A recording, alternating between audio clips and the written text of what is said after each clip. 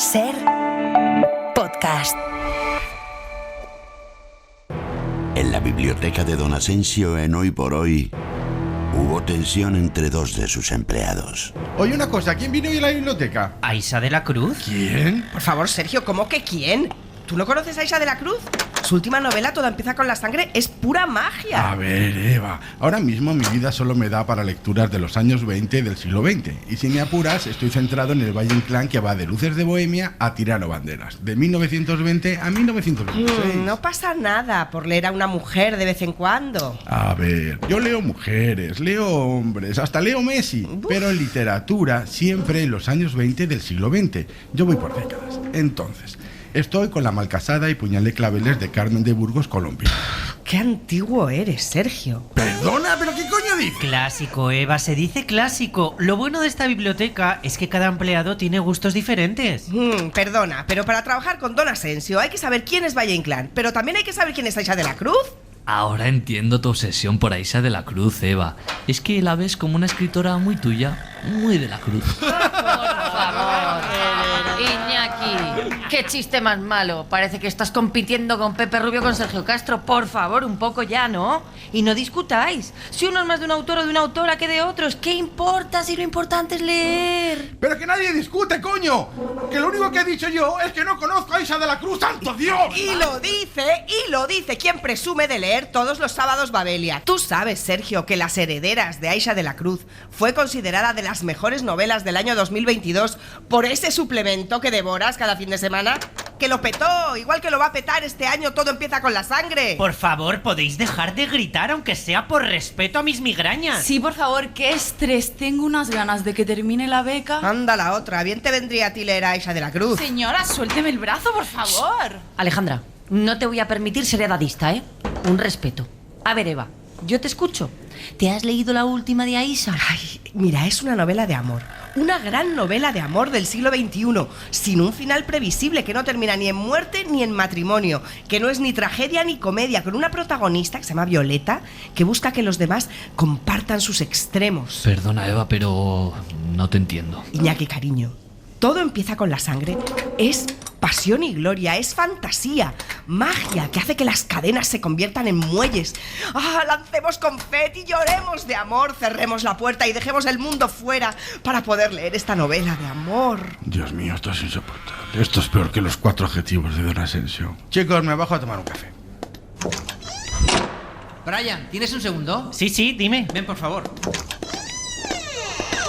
Nada, disculpa, es que como escucho que Eva está un poquito excitada, no estaría de más pasar para la entrevista a Aisha de la Cruz por detrás del despacho de Don Asensio. Sí, casi mejor. Si es que yo no entiendo nada. Lo que más me ha dolido de Todo empieza con la sangre es que se acabara. Tranquila, Eva. Todos tenemos nuestros enganches literarios, es normal. Ay, es que me gustaría tanto contarte el final, pero no puedo. Pero no olvides que la clave está en el número 3. Hoy por Hoy Magazine. Ser podcast.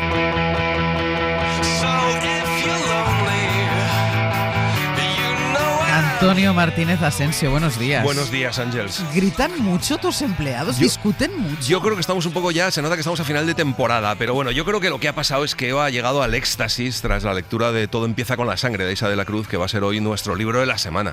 Mira, y además estamos cada uno en una ciudad. Yo estoy en Sevilla, tú estás en Madrid y Aisha, que nos escucha ya desde Radio Bilbao. Aisha, ¿qué tal? Muy buenos días. Muy buenos días. La que has liado entre los empleados de la biblioteca. O sea, no es menor, ¿eh? Bueno, encantadísima de que haya como libreros tan entusiastas. Gracias miles.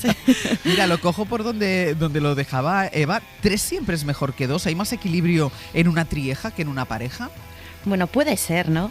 Al menos quizás no se deposita como tantísimas expectativas en el otro, ¿no? Igual se puede como, bueno, pues repartir un poco el peso, ¿no? El peso de los cuidados y del amor.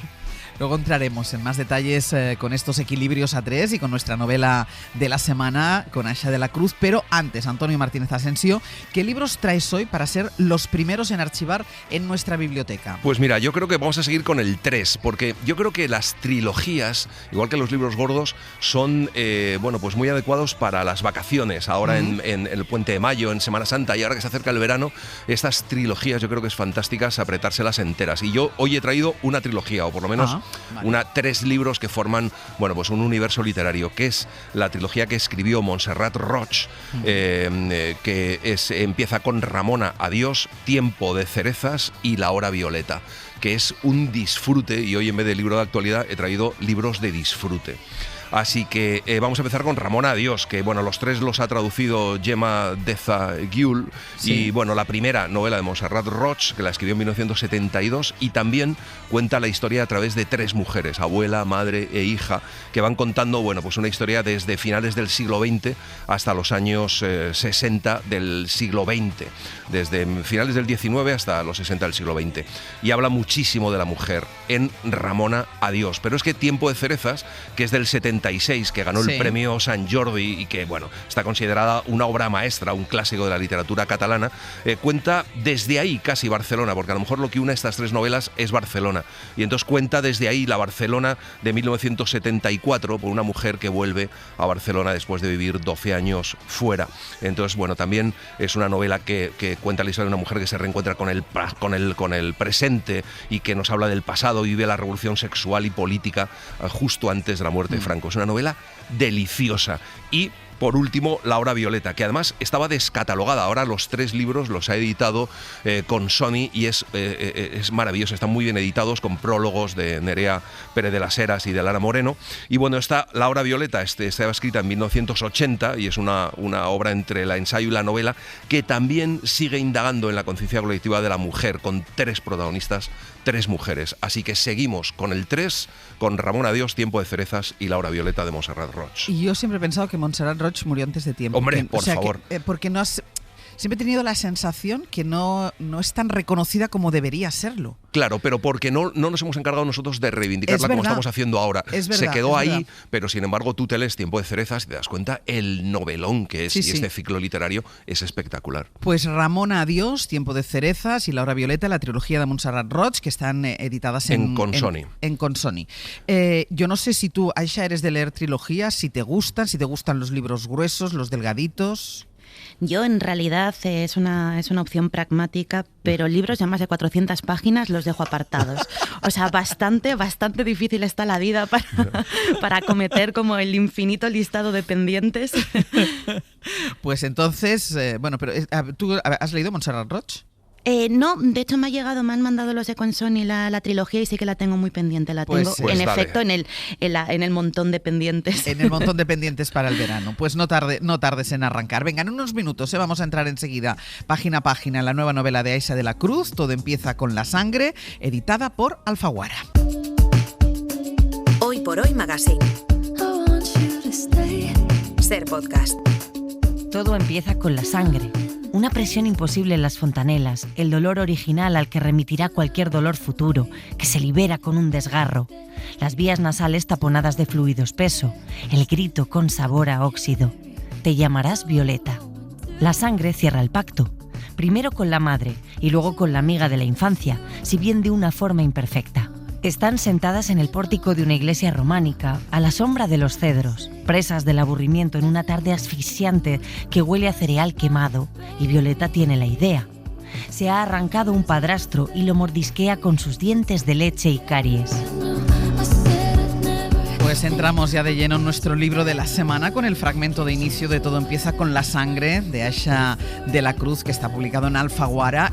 Antes de que Antonio me digas por qué has escogido el libro, déjame que recuerde. 900-100-800, el teléfono al que tienen ustedes que llamar para donarnos el libro que ustedes quieran, un libro que les haya encantado, que les gustó cuando eran jóvenes y que han releído ahora, un libro que piensan que tienen que compartir con el resto de oyentes de Hoy por Hoy. 900-100-800. Y ahora sí, Antonio Martínez Asensio, ¿por qué has elegido esta novela para este viernes de biblioteca? Bueno, todos los libros de Aisha de la Cruz plantean temas interesantes y lo hacen desde puntos de vista y desde miradas inteligentes. Tanto si habla de terrorismo como si habla de amor o de la mujer o de la imposibilidad de la pareja, como en este caso. Pero además a mí me ha gustado mucho la estructura de este libro, cómo va componiendo la historia de esta mujer a través de fracasos, de parejas y de sitios a donde acude, pero contados fragmentariamente, como un puzzle que tú vas construyendo, lo que hace que cada uno de alguna forma construya esa historia a su modo. Así que me ha gustado mucho. Nos ha gustado mucho. Aisha, ¿el lector con Todo empieza con la sangre se va a encontrar, cuando se meta en ella, se meta en la novela, con una novela de amor de nuestro tiempo? Bueno, la intención de la novela era dialogar un poco con estos textos clásicos con los que yo crecí, ¿no? Sobre todo de la tradición inglesa, con Jane Austen, con Cumbres Borrascosas, pero obviamente intentando entender de qué forma, ¿no? Como los grandes conflictos de estas novelas románticas se trasladan al presente. Por poner un ejemplo, una de las cuestiones que yo me planteaba a la hora de escribir un texto, ¿no? Como que bebiera de estas fuentes era, ¿existe el conflicto trágico, ¿no? de las novelas clásicas hoy en día que existe el divorcio, ¿no? Y claro, y una de las respuestas a las que llegué es que el derecho al divorcio hoy en día también está bastante en jaque, ¿no? Con lo difícil y lo caro y toda la... Es gente decir, que no pues, puede divorciarse. En efecto, ¿no? Sí. Pero sí, en efecto sí que había como una especie de intento de trasladar como estas temáticas a nuestro presente. De todas formas, yo lo que querría, Aisha, que nos contaras en primer lugar es esa sangre como motor de todas las pasiones, ¿no? Con la que empieza la novela, pero la sangre está presente, bueno, desde el pacto que hace con su amiga hasta una exposición que tiene que ver con la sangre, hasta... Bueno, está presente durante toda la novela. Entonces quería que me contaras ¿qué significa para ti y por qué es tan importante la sangre en esta novela? Bueno, sí, la idea de la sangre, ¿no? La sangre que es vida estaba como muy presente en la antigüedad.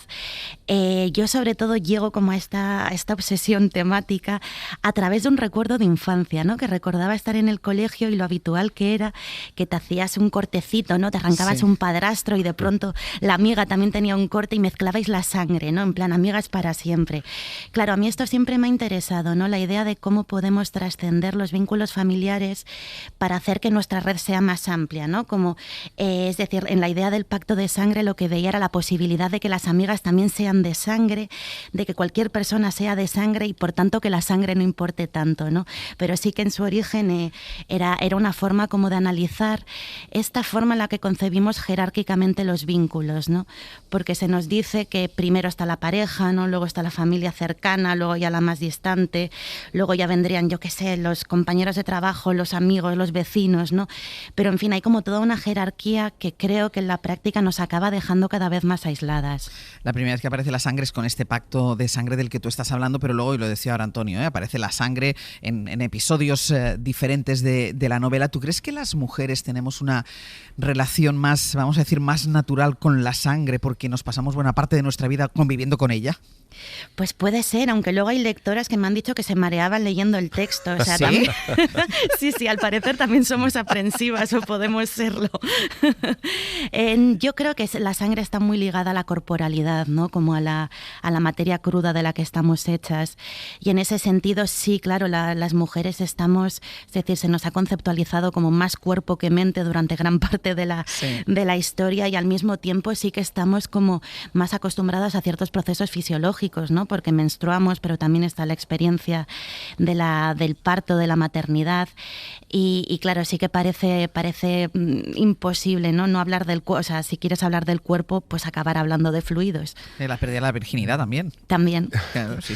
De todas formas, esta es una novela, creo que generacional, ¿no? Y también cuenta una generación, no solo a través de lo que estábamos comentando, sino a través de los modelos de las relaciones amorosas o sexuales, pero también la relación con las drogas. Un poco todo cuenta determinada generación.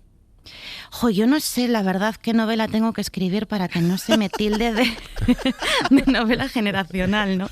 A ver... Pero eso está bien, ¿no? Sí, no, a ver, totalmente ningún problema, y creo que lo que dices es cierto, pero también creo que hay cosas que se conceptualizan como generacionales y que al hacerlo y que son más transversales. Eso es, y que estamos silenciando que hay cosas que han estado siempre, ¿no? Sobre todo lo que comentabas de los diferentes tipos de relación. Parece que en mi generación lo que inventamos es el término de poliamor, pero bueno, solo hay que irse, ¿no? Como a leer a Colette a finales del siglo XIX para ver que todo estaba ahí, ¿no? Y bueno, y más allá. O sea, que creo que no nos hemos inventado las millennials nada, aunque muchas veces nos guste alardear de haber inventado cosas. Lo que pasa que sí, ahora se escribe sobre todo esto con mucha más naturalidad. Es decir, antes quizá era la excepción, incluso con los modelos de pareja, era la excepción, incluso podían ser, no voy a decir libros prohibidos, pero libros que según cómo se leían a escondidas, y ahora esto se ha naturalizado completamente. Totalmente, se ha naturalizado y yo casi diría que hasta ha pasado a un segundo plano. Claro. A mí me hace mucha gracia como de pronto que la generación Z mira como todo lo que consideran esta moda que hubo del poliamor y demás como con mucha distancia y con bastante crítica, ¿no? Y circulaba pues en redes sociales este hashtag de monogamia o bala, ¿no? Hay como cierta reacción. Pero a lo mejor porque está habiendo una involución en la sociedad. Bueno, yo no sé si es involución o si es que estamos como atravesando una época como de tanta inestabilidad, ¿no? Parece que todo se está desmoronando y creo que en este tipo de contextos es cuando tiramos a lo seguro, ¿no? Como nos refugiamos en lo conocido y en lo que a priori parece más manejable.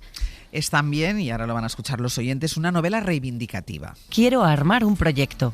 Crear una plataforma de solidaridad femenina para romper con este asunto de descarte y sustitución de cuerpos en el que estamos metidas.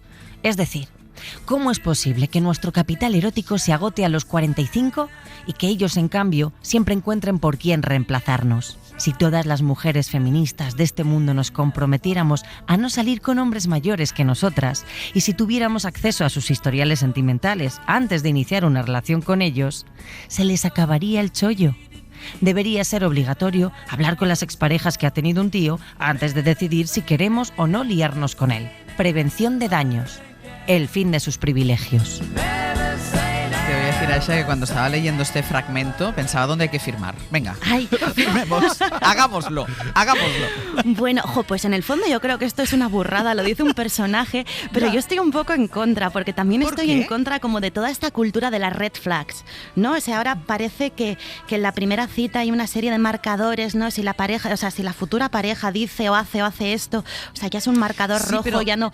Y estamos como también acabando un poco con la espontaneidad y con la posibilidad de meternos en lugares por el placer de equivocarnos, ¿no? Ya, pero el origen de la idea, que es esa especie de reivindicación, a nosotras se nos acaba el capital erótico, a ellos no. Claro, es decir, eso es verdad. El origen de la idea es esa reivindicación, claro, es a partir de esa reivindicación que dices, pues, vamos a jugar en igualdad de condiciones. Claro, cuando yo escribía esto me acordaba mucho de en Testoyonki, Paul B. escribía en uno de los fragmentos que él no entendía por qué las mujeres, ¿no? Llegadas a cierta edad no transicionaban y se hacían hombres, ¿no? Que era como una forma de asegurarse capital erótico casi infinitamente. Esta era otra posibilidad. Antonio. En la revolución, bueno, la prevención de daños futuros también en la novela pasa un poco por la trieja. Esto lo hemos apuntado ya, pero las parejas parece como que nunca son equilibradas, ¿no? Que hay más toxicidad entre dos que entre tres, o aunque en realidad, no sé, como está uno mejor es solo o qué. Hoy no sé yo. A ver, yo creo que a nivel de ideas generales sobre el tema, yo creo que a cada persona le cuadra una cosa en un momento determinado de su vida. O sea, no me sale como recomendar, ¿no? Un tipo de relación determinada.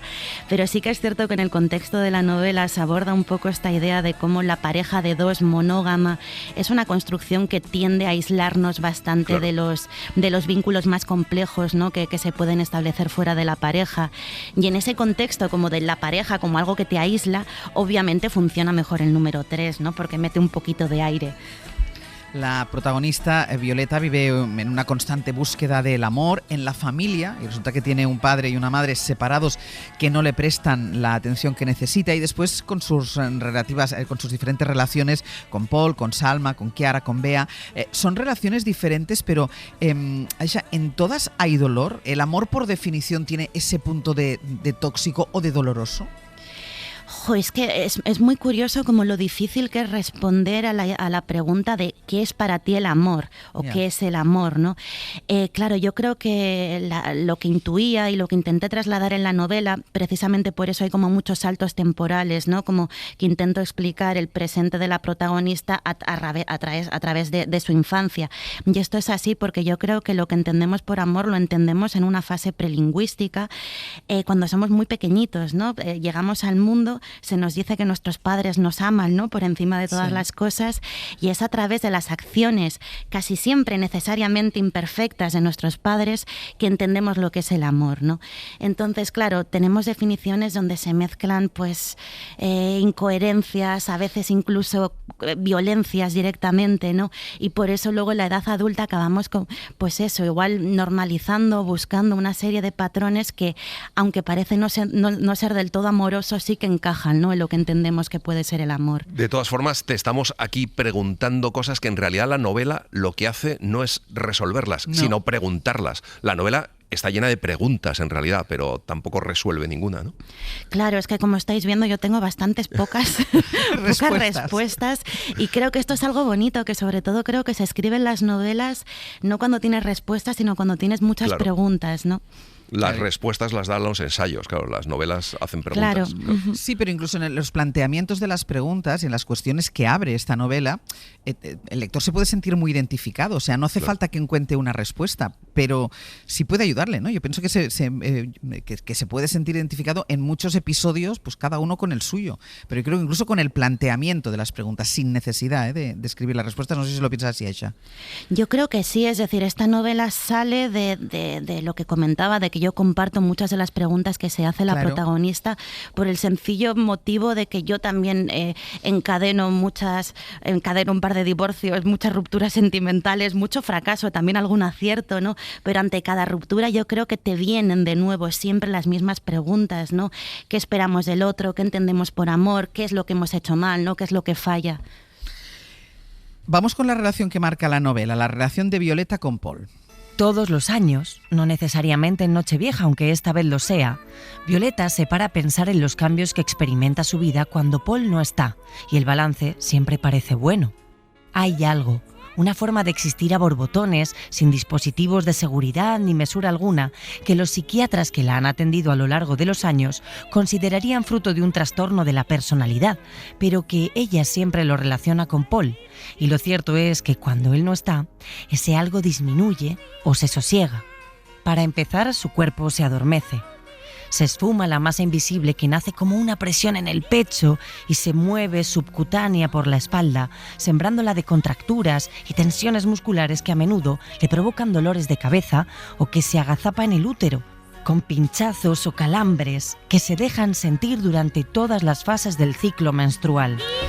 La historia con Paul de entrada parece así el clásico enganche, pero tú decías antes, si le preguntas a cada uno de nosotros qué es para ti el amor, ¿no? Pero con la historia de Violeta y Paul, yo creo que en el fondo la respuesta que compartiríamos todos es que quizá todos buscamos la perfección. Te iba a decir eso, que para mí tiene que ver con la idealización, ¿verdad? Claro, me gusta mucho la portada de la novela, que la pude elegir, y es el cuadro de un buen amigo de Raúl Valero, y creo que define muy bien lo que es el deseo y lo que es la idealización romántica, ¿no? Porque en la portada se ve a un hombre que está besando a una persona que se está desvaneciendo entre sus manos, ¿no? Sí. Yo creo que hay algo en el deseo que tiene que ver con eso. El deseo siempre está un par de pasitos por delante de ti, y lo malo o lo ideal es no llegar a alcanzarlo, ¿no? Porque sabes que en el momento en el que lo alcanzas se desvanece. Entonces, en el caso de Violeta, pues sí que mantiene esta relación como siempre platónica, porque nunca llega como a manifestarse de una forma real, ¿no? Con el personaje de Paul, y es eso, ¿no? Siempre, o sea, le hace falta tener una persona que esté en la distancia para que, en tanto que no está presente, sea siempre perfecta e idealizable. Y hablando de idealización, una cosa que te reconozco que me ha sorprendido mucho es cómo de repente Violeta, en un momento de esa historia, se acerca a la religión. Se mete incluso en un convento. Sí. Así es. Sí, sí. Bueno, es que en mi círculo de amistades ha corrido como la pólvora también la idealización de los conventos. Hemos estado un par de años como haciendo muchos chistes y fantaseando mucho, ¿no? Con el retiro conventual, un poco desde el chiste, pero también desde este planteamiento de cómo fantaseamos todas con apartarnos un poco del sistema, cómo idealizamos, ¿no? Tener un huertito, vivir en comunidad con otras amigas. Había como eso, una especie de fascinación personal con este universo, pero luego sobre todo lo que hubo es que yo tenía desde el principio muy claro que la protagonista en algún momento iba a tener como una especie de despertar religioso, espiritual, ¿no? Y lo curioso es que al principio di por hecho que le iba a mandar a la India o al Tíbet, ¿no? Porque es curioso cómo se nos vende que lo espiritual tiene que venir de Oriente, cómo hacemos también un poco de apropiación cultural, ¿no? Con todo lo religioso en estos sentidos. Y Y de pronto me di cuenta de, claro, no puedo hacer esto, ¿no? O sea, esto es como una apropiación cultural absoluta. Si va a tener una iluminación religiosa, tendremos que hacerlo en términos geográficamente próximos y entonces le va a tocar hacerse católica. Yo reconozco que este fue uno de los retos más importantes a la hora de escribir la novela. Y una curiosidad, entre ese grupo de amigos que fantaseabais con la vida conventual, ¿alguien la ha puesto en práctica? Uy, todavía no. Creo que Vale. nos conformamos con irnos al pueblo en verano, ¿verdad? Y hacer Claro, ahí claro, unas es que barbacoas. entre eso y el convento, hay un viajazo, ¿eh? Sí. Claro. Y donde más se manifiesta esa relación de la vida y la muerte con la sangre es en la obra de Salma, que es artista, es una de las parejas de la protagonista, cuando monta una exposición con la sangre del aborto de Violeta. Entiendo que es ahí cuando algunas lectoras o lectores te han dicho, ¡qué momento! Uy, ya, es que el personaje de Salma es terrible, ¿no? Sí. Lo cierto es que a través de la sangre también introduzco como la figura de los vampiros en la novela, ¿no? Sí. Que me parece que son un símbolo muy interesante para entender el narcisismo que muchas veces fagocita una relación, ¿no? Estas parejas que te acaban chupando la sangre, como quien dice. Y en el caso de Salma, que Salma además es la artista, ¿no? Se da un caso como eso de fagocitación de la experiencia de la pareja, ¿no? Además con esta mirada utilitaria de yo que soy artista, ¿no? Me hago propia tu experiencia y la utilizo, ¿no? La instrumentalizo para mi propio bien. Pero sí que al igual que los vampiros que aparecen en otros contextos, ¿no? En la novela, era un poco para reflexionar sobre este tema de las parejas narcisistas. Lo que queda claro en todo empieza con La sangre de Aisha de la Cruz, novela a la que podemos poner muchos calificativos, es que la vida, y eso ustedes ya lo saben, es complicada. Siente que la vida no es una flecha recta hacia el futuro, sino de hecho una repetición constante, ciclo y reciclaje y la misma puta piedra, no hasta que aprendes, sino hasta que la recoges y la cargas contigo por siempre, de vida en vida, como un amuleto o una cruz. Cuando llegue el juicio final, alguien preguntará su nombre y ella entregará esa piedra. Hoy por Hoy Magazine. Ser Podcast.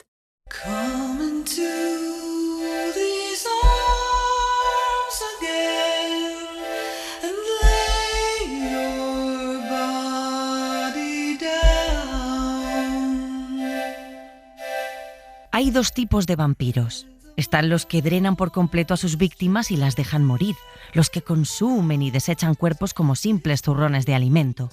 Y están los que convierten, dándoles de beber su propia sangre y atándolas a sí mismos como una extensión propia por el resto de la eternidad. A Violeta siempre le han gustado las historias del segundo tipo, los amores que duran siglos, porque lo que la sangre ha juntado, ninguna fuerza humana habrá de superarlo, aunque no exista la posibilidad de la muerte, es decir, la posibilidad de la huida, tampoco existe el abandono. Estamos hablando con Aisha de la Cruz de su libro Todo empieza con la sangre, y esto que acaban de escuchar, hay un momento en el que la protagonista del libro, Violeta, cierra los ojos y se concentra en un único deseo que jamás se cumple, y es que las cosas se quedan como están. Aisha, yo decía antes, si en una relación amorosa se busca siempre la perfección, pero luego hay una cosa que yo creo que también se desprende mucho, que es el miedo al abandono. Es decir, uno de lo que tiene realmente miedo es de ser uno solo, de quedarse solo. Sí, ¿verdad? Nos pasa a todas, entonces. Sí, puede ser. Claro. En el caso de Violeta, digamos que está explicado, ¿no? Como por su propia infancia, ¿no? Tiene ahí una figura de un padre que las abandona, que se va, que hace otra familia, ¿no? Y entonces sí que jugaba un poco con esa idea de, en el fondo, ¿no? Como en su esencia está como este miedo al abandono, pero veo que igual es una cosa incluso más universal, ¿no? Sí.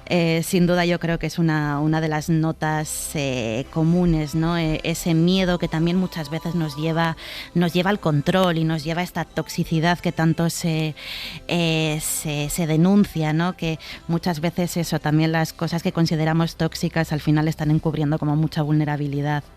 Estamos hablando de esto, de casi todo del amor y de las relaciones, pero es verdad que esta novela contiene muchísimas otras cosas, porque habla incluso del bullying en un momento dado, de desórdenes alimenticios o alimentarios, de nuevos estilos de vida, del veganismo. Quiero decir que están un poco muchísimos temas ahí que vas tocando también, que es muy interesante, ¿no? Puede ser, sí, ese tipo de cuestiones la verdad es que a mí me salen como de forma muy natural, ¿no? Porque tienen que ver casi con mi con mi estilo de vida, con mi forma de ver el mundo, y en este caso digamos que la distancia, ¿no?, entre la protagonista y yo es bastante pequeñita, en el sentido de que, como mencionabas, ¿no?, pertenecemos a la misma generación, tenemos estudios académicos similares, ¿no? Sí que había una cierta traslación de mi propia mirada, ¿no?, de mi cosmovisión al personaje. Pues queda ya registrado en nuestra biblioteca Todo empieza con la sangre, de Aisha de la Cruz, que ahora ya sabes, y es lo que pedimos siempre a todos los invitados a esta biblioteca, que nos tienes que donar 2 libros que no pueden ser tuyos, pero que tú consideres que deben estar en la biblioteca para que nuestros oyentes también puedan disfrutar de ellos. ¿Vamos con el primero? Sí, bueno, pues el primero, y además un poco pensando en este libro, ¿no?, que yo inicialmente concebí como una reescritura de Cumbres Borrascosas, yo he estado obsesionada con las reescrituras y con las precuelas y secuelas de clásicos desde que leí Ancho mar de los sargazos de Jean Rhys, que es una novela fascinante y funciona eso como una precuela de Jane Eyre, en la que se cuenta la historia de este personaje silenciado de la novela de Charlotte Brontë, La loca del ático, Bertha Mason, que la novela de Jean Rhys, digamos, se cuenta su historia, ¿no? Como ella es una mujer mestiza caribeña a la que casan a la fuerza con el protagonista de Jane Eyre, con el señor Rochester, que se la lleva a Londres en un barco, le quita el dinero, la encierra, la bestializa y esclaviza, ¿no? Creo que es una novela muy interesante, sobre todo por eso, ¿no?, por la forma en la que le da la vuelta al clásico e intenta pensar en términos que no sean... bueno, al final la historia de Jane Eyre es una institutriz blanca, ¿no? Pues aquí tenemos un poquito el punto de vista de la mujer racializada. Esta entra ya no está... ¿Qué ibas a decir, Antonio? Es buenísimo, es que me encanta sacar ese personaje que es un personaje central de Jane Eyre, sí, y de repente contar esa historia que, bueno, que es tan interesante y que sin embargo en la novela, claro, se queda tan ahí, tan de una forma mecánica, ¿no?, que es lo que sirve para el argumento. Pues pueden leerlo en Ancho mar de los sargazos de Jean Rhys, que está en De Bolsillo. Esta es la primera donación que nos hace Aisha. ¿Y la segunda? Bueno, pues la segunda es poco original, pero es como pues la poesía completa de Emily Dickinson, porque sí, porque es mi poeta preferida, porque es la mejor poeta de todos los tiempos, epigramática, misteriosa y también profundamente mística, ¿no? Que hay una cosa que siempre me inquieta de Dickinson y es cómo se ha leído como su decisión final de encerrarse a escribir casi como agorafobia, ¿no?, como desde la enfermedad mental, y a mí lo que hace es evocarme como la escritura de las grandes mujeres que escribieron en conventos.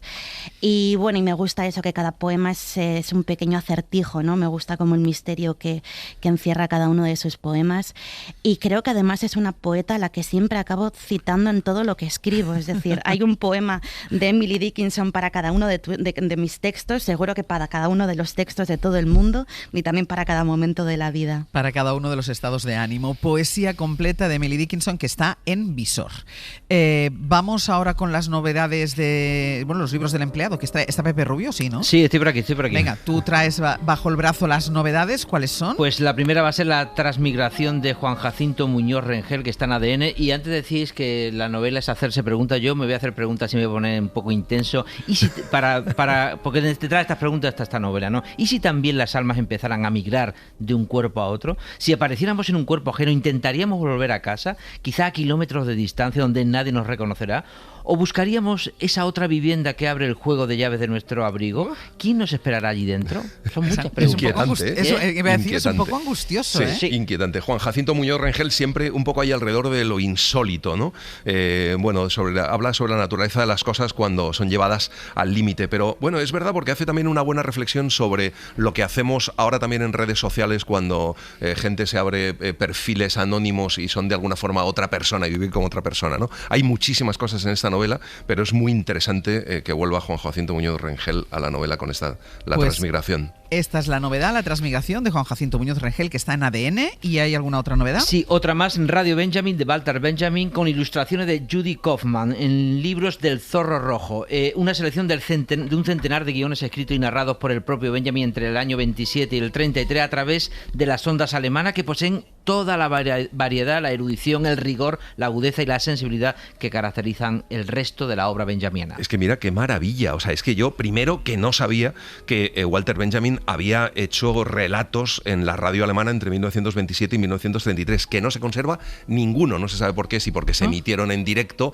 pero no hay grabación, o porque los nazis las destruyeron, pero no se conservan esas grabaciones, y son estos relatos que contaba Walter Benjamin en la radio alemana, y además editados maravillosamente por Libros del Zorro Rojo, y ilustrados también maravillosamente. Pero así no que es novela gráfica, es un libro. No, es un libro ilustrado, y bueno, y es una delicia, vamos, o sea, leer estos relatos de Walter Benjamin, me parece un Pues descubrimiento. Radio Benjamin de Walter Benjamin con ilustraciones de Judy Kaufman, que está en Libros del Zorro Rojo. Estos son las dos novedades que entran hoy en nuestra biblioteca, y ahora vamos a ver cuáles son las donaciones de los oyentes que han llamado y quieren compartir con nosotros un libro que les parezca imprescindible en nuestras vidas. Aida desde Madrid, ¿qué tal? Muy buenos días.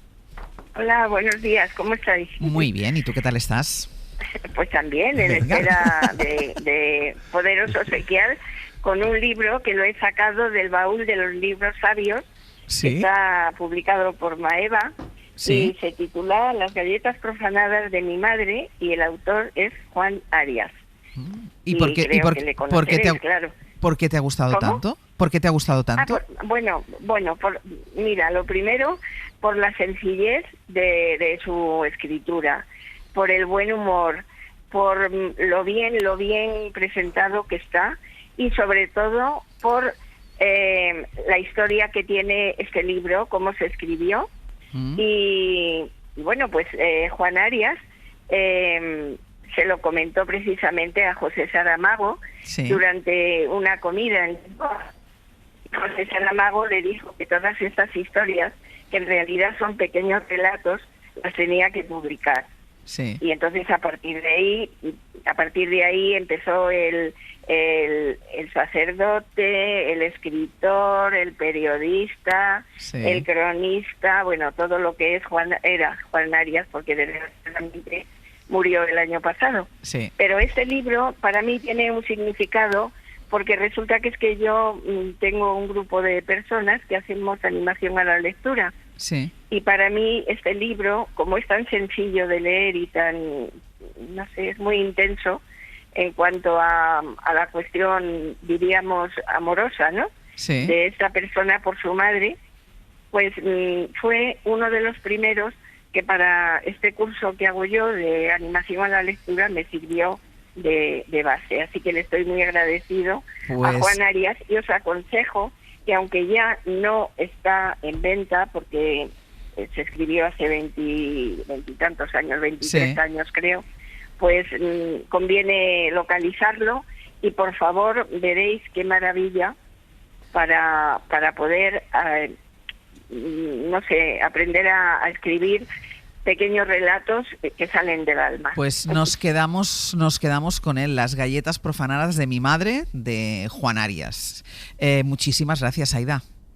No hay de qué, y además encantada de oíros y que sigáis con esta actividad que está muy bien. Un abrazo para Un beso todos. bien grande. No lo conocías, ¿no, Antonio? Yo no lo conocía, me parece muy interesante el personaje de Juan Arias, pero yo tampoco, no lo conocía, lo había pero leído. además me gusta que lo utilice para en un curso de animación a la lectura. Sí. Me gusta muchísimo. Alfredo desde Vitoria, muy buenos días.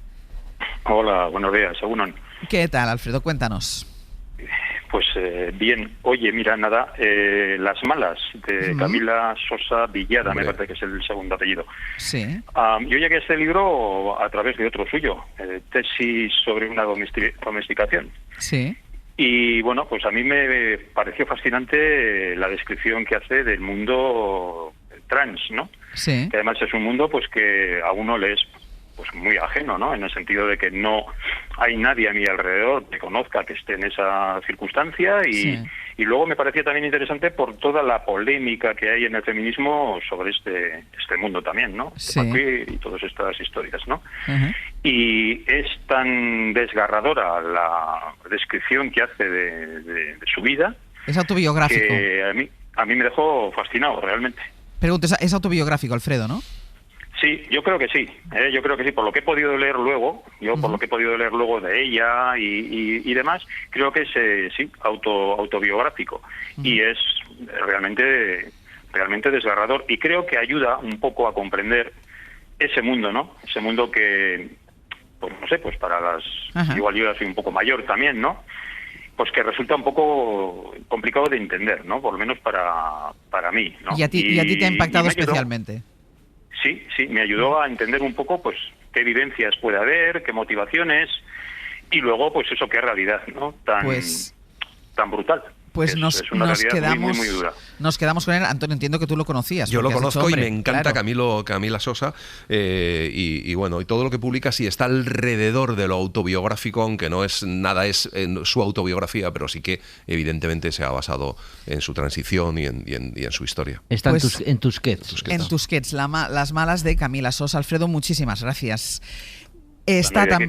Hasta luego. ¿Está también el Pascual Donate con los libros abandonados? Por aquí ando. Ah, vale. Sí, Como hoy nos mira. veo, no sé si habías no sé si estás con libro rescatado. Sí, así es. Mira, el libro que he rescatado hoy se titula 100 oficios para el recuerdo, un viaje por la España rural en busca de las labores del pasado. El autor es Eugenio Monesma, que a lo largo de su vida ha hecho como más de 3.000 vídeos documentales sobre el mundo rural, y si en algún momento visteis en los años 90 en la 2 o en algún canal de estos locales documentales sobre oficios, probablemente detrás de la cámara estaba Eugenio Monesma.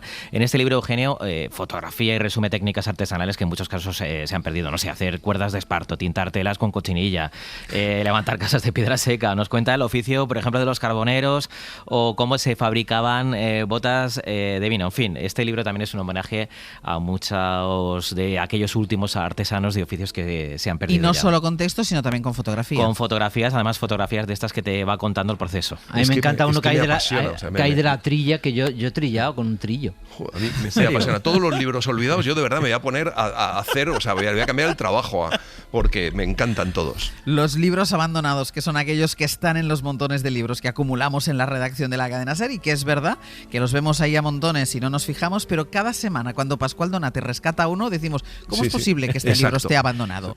Pues 100 oficios para el recuerdo, un viaje por la España rural en busca de las labores del pasado, de Eugenio Monesma, que está en Lundberg.